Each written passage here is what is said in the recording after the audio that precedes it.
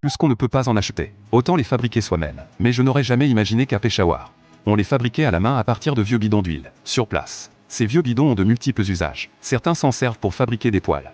D'autres pour en faire des enceintes afin d'écouter de la musique. Ce petit atelier, plein d'ingéniosité, a été le premier à repérer cette opportunité commerciale. Il leur suffit de découper et de séparer ces bidons, d'en extraire le corps entier pour le laminer en tôle. Puis, après un traitement simple, et la valeur de ces fûts double instantanément. Ils peuvent ainsi les utiliser comme matériaux, pour fabriquer des objets bon marché destinés à la population locale. Comme les produits finis offrent un excellent rapport qualité-prix, ils sont très appréciés des habitants. Ainsi, tout en transformant les déchets en trésors, le patron s'enrichit considérablement. La tôle est placée sur une machine pour être laminée et aplanie, puis plongée dans un bain de solution d'acide oxalique, afin d'éliminer les résidus de peinture à la surface. C'est la première étape du traitement. On retire la tôle bien trempée, on la rince à l'eau claire, puis on la place immédiatement sur la cisaille longitudinale. Dès que la machine se met en marche, la tôle est découpée en 6 petits morceaux égaux. Une fois ces bandes obtenues, le matériau est prêt. La fabrication proprement dite peut alors commencer. On prend une pile de tôle et on la place sur le banc de pressage, pour commencer le formage par compression. Comme l'environnement est rudimentaire et l'équipement simple, c'est pourquoi, après avoir façonné la tôle en demi-cercle, grâce à l'extrusion dans le moule,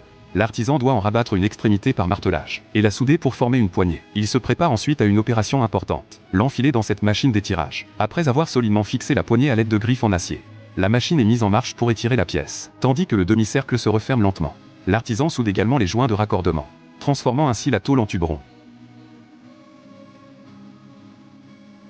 Le tube est ensuite introduit dans une machine d'étirage à froid, afin d'éliminer les scories de soudure en surface, et d'obtenir une forme plus arrondie et régulière. Après avoir coupé l'excédent de la poignée, on constate que les tubes en fer fabriqués à partir de fûts d'huile sont terminés. Mais il ne s'agit pour l'instant que d'un produit semi-fini. Il manque encore la dernière étape de soudure pour obtenir le produit fini. À ce stade, avez-vous deviné ce que l'artisan s'apprête à fabriquer avec ces tubes?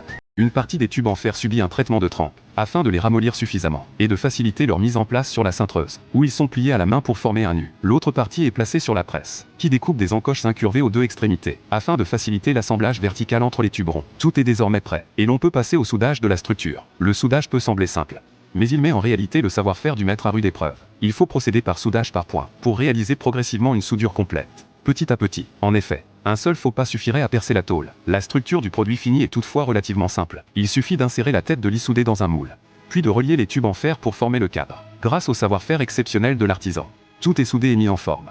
Puis la surface est recouverte d'une couche de peinture anti-rouille, pour empêcher la corrosion. C'est ainsi que, dans cet atelier, les vieux fûts d'huile sont recyclés, et transformés en un magnifique lit en fer.